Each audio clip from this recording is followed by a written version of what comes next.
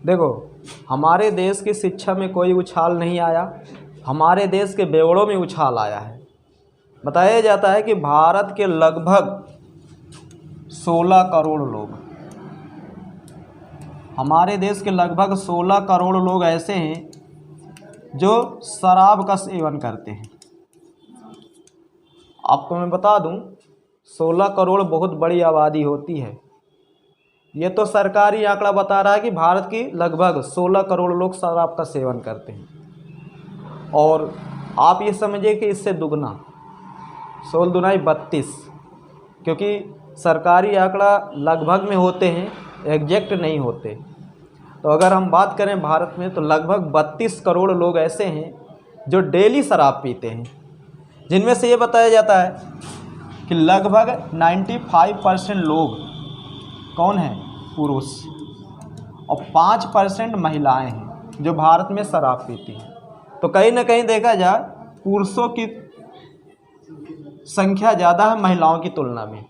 अब पुरुष इतना ज़्यादा शराब पीते हैं कौन सी एज में? तो बताया जाता है कि 18 साल से लेकर 49 साल के बीच के।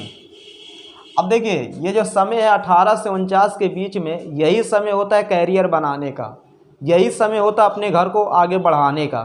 और इस उम्र में हमारे देश के जो नवयुवक हैं वो शराब का नशा करते हैं। तो बताइए, जब शराब का वो नशा करेंगे तो कैसे उनका घर, उनका कैरियर, उनके बच्चों की पढ़ाई लिखाई कैसे आगे बढ़ेगी? कतई भी नहीं बढ़ेगी। सरकारी आंकड़ा बताता है 16 करोड़। अब देखिए, पीने वाले 16 करोड़ हैं, लेकिन इनके पीने से कितने लोगों को नुकसान होता है, इसका अंदाज़ा शायद इनको नहीं होगा। अब मान लो एक घर में 2 लोग रहते हैं, 3 लोग रहते हैं। अब मान लो 3 लोग में एक लोग शराब का सेवन करता है, तो 16 का 16, 16 दूनी 32 और 16 48। तो लगभग आप ये समझ लीजिए कि वो व्यक्ति तो परेशान है ही है जो पी रहा है, तो लगभग 48 करोड़ लोग परेशान होंगे कि नहीं होंगे?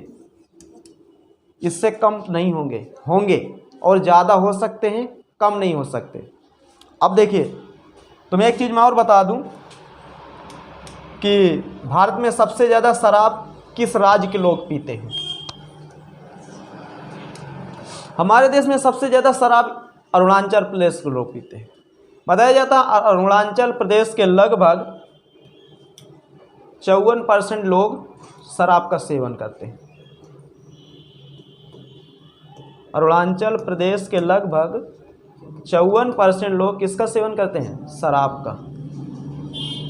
और उसके बाद सबसे ज़्यादा शराब जो पी जाती है ये छत्तीसगढ़ राज्य है। छत्तीसगढ़ राज्य में लगभग 36% लोग शराब का सेवन करते हैं। लेकिन 2020 में यही छत्तीसगढ़ पहले नंबर पर था। लेकिन अगर बात करें सरकार को टैक्स कहाँ से सबसे ज़्यादा शराब में मिलता है, तो वो है कर्नाटका, 83%। बहुत ज़्यादा होता है, कम नहीं होता। सरकार को तो प्रॉफिट होती है, लेकिन आम जनता की जेब ढीली हो जाती है। बताया जाता है कि जो शराब खरीदता है उसका घर खेत बिक जाते हैं, लेकिन जो शराब बेचता है उसका घर खेत नहीं बिकते, परंतु वो और घर और खेत बना लेता है। जो व्यक्ति शराब पीता है उसके बच्चे गांव के सरकारी स्कूल में पढ़ते हैं, और जो व्यक्ति शराब बेचता है उसके बच्चे बहुत बड़े इंटरनेशनल स्कूल में पढ़ते हैं। और ये हमारी सोच का फ़र्क है। और शराब पीने में ये भी बताया जाता है कि सबसे ज़्यादा मजदूर भाई शराब पीते हैं। और यही कारण है कि जो मजदूर भाई हैं इनकी मृत्यु बहुत कम उम्र में हो जाती है। एक तो ये हार्ड काम करते हैं, उसके बाद ऐसी चीज़ पीते हैं कि जिससे उनके शरीर को और नुकसान पहुंचती है। अब ज़रा सोचिए, मजदूर किसे पिएगा? मजदूर इसको पीता है क्या? इसको नहीं पिएगा, ये थोड़ा महंगा पड़ती है। मजदूर किसको पिएगा? इसको पिएगा। ये तो पूरा जहर है ना। तो मैं तो सभी मजदूर भाइयों से यही कहूँगा कि आप लोग शराब पीना छोड़ दीजिए। आप अगर शराब पीना छोड़ दोगे तो आपके बच्चे अच्छे स्कूल में पढ़ने लगेंगे, क्योंकि जो पैसा आप शराब में लगाते हैं वही पैसा आप अपने बच्चों की पढ़ाई लिखाई में लगाइए, ताकि आपके बच्चे भी दूसरे के बच्चों के जैसा अच्छा बन सके, नहीं तो अंजाम बहुत बुरा होगा। आज को देखते हुए ये सरकारी आंकड़ा 16 करोड़ बता रहा है, अभी आप समझ जाइए 95% पुरुष हैं, 5% महिलाएं हैं। तो मैं उन महिलाओं को भी यही कहूँगा कि ये जो 5% इसे आप 0% कर दो। महिलाएं बिल्कुल शराब ना पिएं, क्योंकि जब महिलाएं ही शराब पिएंगी तो फिर आगे चल के बच्चों को नहीं संभाल पाएंगी, वो ज़रूर शराब पिएंगे। तो मैं तुम लोगों को सबको यही कहता हूँ कि लाइफ में सब कुछ करना, चाहे जितना दुख गम आए, कभी शराब नहीं पीना। ये फिल्मों वालों के उसमें मत जाना।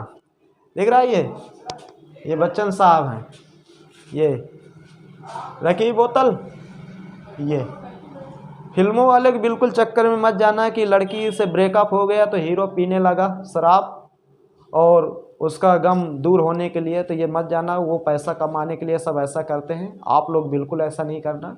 ये बहुत गंदी चीज़ है, बहुत बुरी चीज़ है, और आप ही लोग अपने आप को बचा सकते हो इससे। कोई सोचे कि सरकार बचा ले आपको, तो नहीं बचा पाओगे। ठीक है, इतनी बात याद रखना। आप अपने से बच पाओगे, सरकार आपको बचाएगी नहीं। ठीक।